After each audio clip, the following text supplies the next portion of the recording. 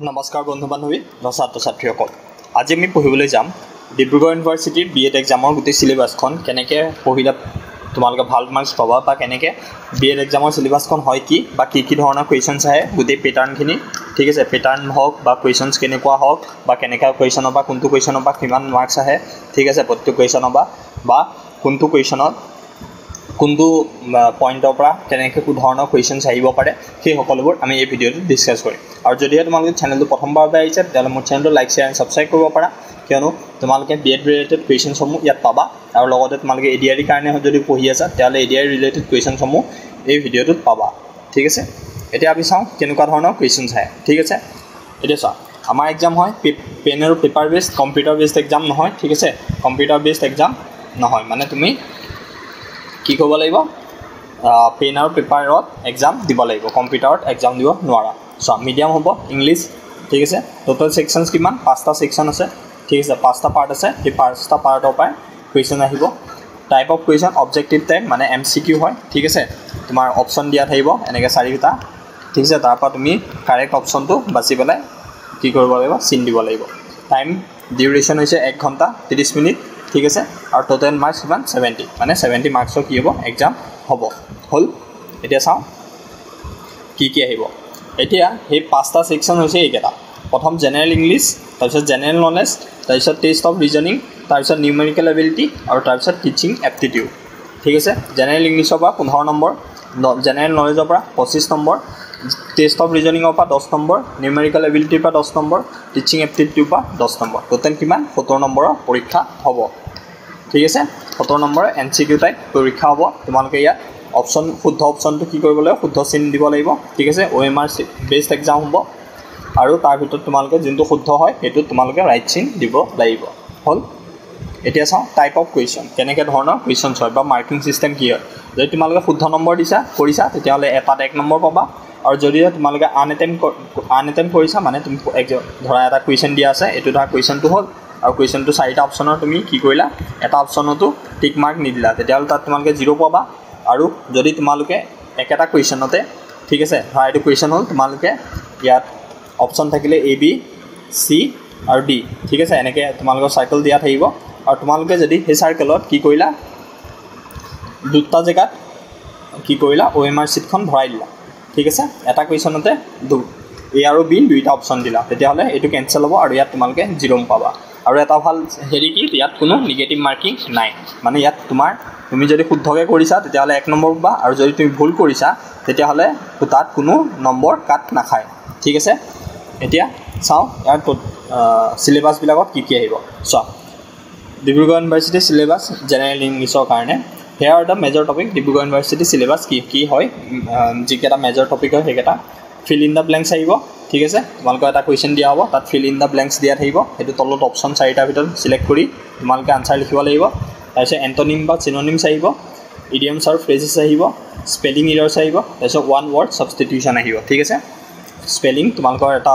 sentence দিয়া থাকিব তাত গোটেই চেণ্টেঞ্চটোত তোমালোকৰ কেনেকুৱা ধৰণৰ স্পেলিং মিষ্টেক আছে সেইটো চাব লাগিব বা ইডিয়মছ আৰু ফ্ৰেজেছ তোমালোকৰ যিবিলাক আমাৰ জতুৱা ঠাঁচ আছে ঠিক আছে অসমীয়াত জতুৱা ঠাঁচ বুলি কয় সেইবিলাক আহিব এণ্টনিম বা চিননিমছ মানে একে অৰ্থ বা বিপৰীত অৰ্থ বা সমাৰ্থ শব্দ আহিব আৰু ফিল ইন দ্য ব্লেংকছ তোমালোকৰ খালী ঠাই পূৰ কৰিবলৈ আহিব হ'ল এইকেইটা হৈছে ইংলিছৰ এইখন চিলেবাছ তোমালোকে যদি চিলেবাছখন পোৱা নাই তেতিয়াহ'লে তোমালোকে ইয়াৰ পৰা স্ক্ৰীনশ্বটো ল'ব পাৰা হ'ল এতিয়া চাওঁ নিউমেৰিকেল এবিলিটিত কি আহিব ইয়াত আহিব তোমালোকৰ এভাৰেজ পাৰ্চেণ্টেজ ৰেচিঅ' প্ৰপৰ্শ্যন তাৰপিছত profit and loss data interpretation graphs and charts series completion তাৰপিছত test of alphabets the principle of classification substitution and interchanging আৰু ছিটিং এৰেঞ্জমেণ্ট ঠিক আছে এইকেইটা তোমালোকৰ কিহত আহিব নিউমেৰিকেল এবিলিটিত আহিব ঠিক আছে এইকেইটা তোমালোকে এইখিনি ইয়াৰ ৰিলেটেড যিখিনি কুৱেশ্যনছ আছে সেইখিনি তোমালোকে ভালদৰে চাই যাবা ঠিক আছে ইয়াৰ ৰিলেটেড কুৱেশ্যনছখিনি বহুত বেছি টান কুৱেশ্যন নাহে গতিকে তোমালোকে একদম হেৰিয়াৰ লেভেলৰ বেংকিঙৰ লেভেলৰ বা তোমালোকে RRB SSCৰ লেভেলৰ কুৱেশ্যন চাব নালাগে বহুত চিম্পল কুৱেশ্যন আহিব ঠিক আছে গতিকে তোমালোকে বেছিক যিবিলাক ফৰ্মুলা আছে বেছিক ফৰ্মুলা সেইবিলাক চাই যাবা বা তাৰ ৰিলেটেড কেনেকৈ কৰিব লাগে বা কেনেকৈ এপ্লাই কৰিব লাগে বেছিক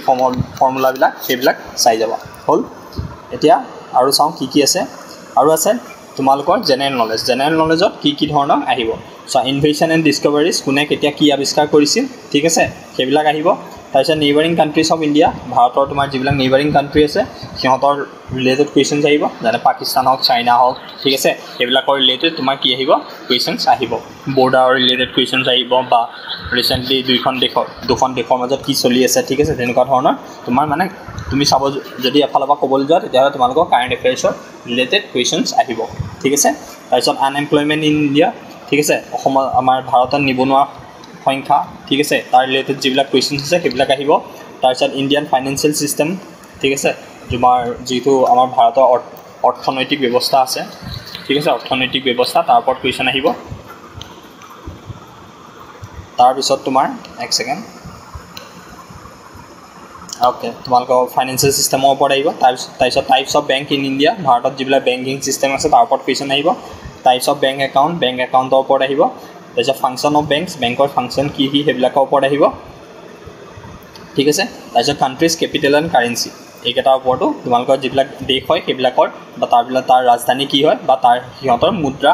কি হয় সেইবিলাকৰ ওপৰতো তোমালোকৰ কি কুৱেশ্যন আহিব এইখিনি আছিল তোমালোকৰ জিকে ৰিলেটেড কুৱেশ্যন তুমি যদি চাবলৈ যোৱা তোমালোকে জেনেৰেল নলেজৰ কাৰণে যিবিলাক কাৰেণ্ট এফেয়াৰ্ছ হয় কাৰেণ্ট এফেয়াৰ্ছখিনি চাব পাৰা আৰু অসমৰ ৰিলেটেড কুৱেশ্যন কিছুমান চাব পাৰা ঠিক আছে তাৰ উপৰি এইখিনি তোমালোকে বেছি ফ'কাছ কৰিবা কাৰণ এইকেইটা কি হৈছে ইম্পৰ্টেণ্ট টপিক হয় ঠিক আছে ইয়াৰ পৰা কুৱেশ্যন আহিবই যি 25 মাৰ্ক আহিব জিএছত তোমালোকৰ সেই 25 মাৰ্ক ইয়াৰ পৰা আহিব তাৰ ওপৰত অসমৰো এটা দুটা কুৱেশ্যনছ আহিব পাৰে ঠিক আছে কাৰেণ্ট এফেয়াৰ্ছৰ ওপৰত বেছ কৰি পেলাই গতিকে তোমালোকে মেইন ফ'কাছ হ'ব লাগে কাৰেণ্ট এফেয়াৰ্ছৰ ওপৰত